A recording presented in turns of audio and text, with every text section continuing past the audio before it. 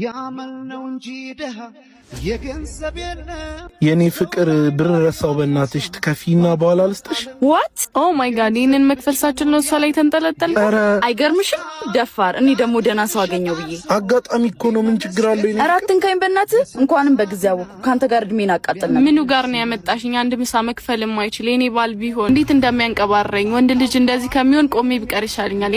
እኛን ያግባባን ፍቅር ነው፣ እናንተን ደግሞ ብር ነው። ጥቅስ ጥብስ አይሆንም። እሺ ነይ ተነሽ እንሂዳን። አንዴ እኔ መሳቂያ መሳለቂያ አድርገኛል። አመሰግናለሁ። ሁለተኛ አጠገቤ እንዳትደርስ። ሂሳቡን ብትከፍል ክፈል፣ ባትከፍል አናትክን ይክፈልኩ። ይቅርታ ብር ረስታችሁ ነው መሰለኝ። ባለቤቱን ላውራውና የሆነ ነገር አስይዛችሁ መሄድ ትችላላችሁ። ያው እሱን ያዙት ካዋጣችሁ። ና አባቴ እኔ እሰጥሃለሁ።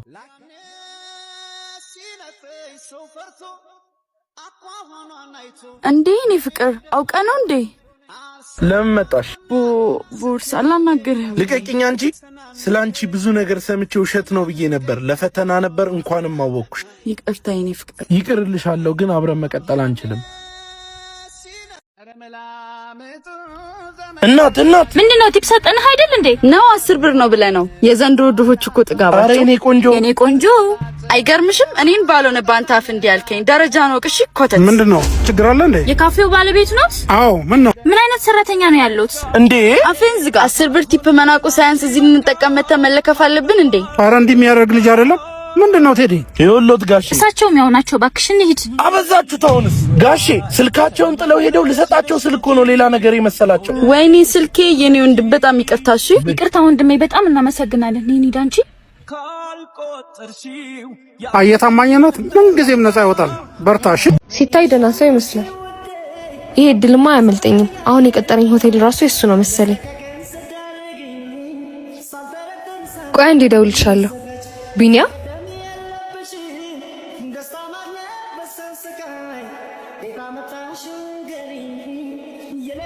እሺ። ምን ነው? እያስተናገድክ ነው? አዎ። ምን ነው? ስራ ከሄ ነው? አዎ ስራዬ ነው። ችግር አለ እኮ አስተናጋጁ ነን እኔን ለመጥበስ የሞከርከው? አስተናጋጁኝ ምንም ካላጎደልኩብሽ ምን ችግር አለው? በፍጹም 10 ብርና 20 ብር እየለቀመ የሚኖረን ህይወቴ ውስጥ አላስገባ። ሁለተኛ ስልኬ ላይ እንዳትደውል። እዛው ሄደ ቢጤን ፈልግ። ቦስ ተሰብስበው እየጠበቁ ነው። ቼኳውን መፈረም አለበት። እሺ መጣው። 10 ብርና 20 ብር ለቅሜ ነው ይሄን ሆቴል የገነባሁት። ቦስዬ በጣም ቆይተባቸዋል። ቶሎ በል እየጠበቁ ነው። እየከነከነኝ ከልቤ ሳወጣሽ ደግሞ በቃ በኋላ መተሽ ትወስጃለሽ እንጂ።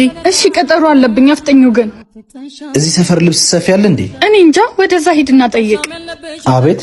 አልሰማኸኝም? ለሰፈሩ አዲስ ነህ መሰለኝ። አዎ 3ኛ ቀኔ ነው ዛሬ። የትኛው ቤት ነው የተከራየኸው? እዛ ጋር ያለው ቤት። ከኛ ቤት አጠገብ? በቃ አምጣኔ ያሳፍችልህ ልምጣ። አረ ችግር የለውም። ቦታውን ጠቁሚኝ ራሴ ሄዳለሁ። እንዴውም አብረን እንሂዳ።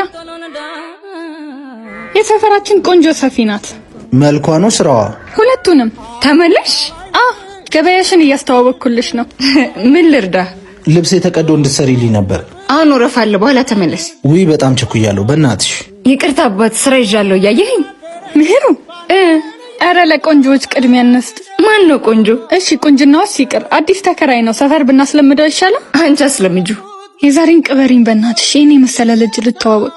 አምጣው። እሺ የለም መሄድ ነው ግን እንዴ የቸኮልከው?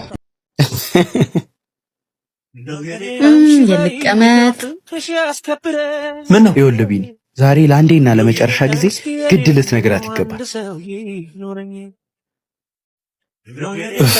ዛሬማ ግድ ነው፣ እነግራታለሁ። የብዙ ዓመት ፍቅሬን ተነፍሳለሁ። የኔ ጀግና ጓደኛ ታረጋዋለህ። እኮራብሃለሁ። ሂድ ንገራት፣ ሂድ። ሰላም። ቀዝቃዛ ኮካ። ይቅርታ፣ ጊዜ ካለሽ አንዴ ላወራሽ እችላለሁ? ኦኬ። ምን ነበር? ይገርምሻል፣ እዚህ ቤት መስራት ከጀመርኩ 3 ዓመቴ ነው እና እዚህ ቤት እንድቆይ ካረጉኝ ነገር መካከል አንዱ አንቺ ነሽ። ዋት? ለመጀመሪያ ጊዜ ነበር እዚህ ቤት ስቀጠር ያየሁሽ። በርቀት ሆኜ አይሽ ነበር። ሳላቅ ባንቺ ፍቅር ወድቄያለሁ። ዓለም ላይ ካሉ ነገሮች ሁሉ አስበልጬ ወድሻለሁ። አይገርምህም? እኔ ደግሞ ዓለም ላይ ካሉ ነገሮች በሙሉ አስበልጬ እጠላለሁ። ሲጀመር ታይፕ አይደለም። አስተናጋጅ ሆነህ እኔን ለመጥበስ ትሞክራለህ? ድፍረት! ሄደና እዛ ቢጤን ፈልግ። እሺ አመሰግናለሁ። ደግሞ ኮካይን አምጣልኝ። እሺ ተሳካ? ስርበተበት ስደናገር መሳቅ እንጂ ነገሬ በቃ እሺ፣ በኋላ እንገናኛለን። ልቤና ፌ አልተገጣጠሙም።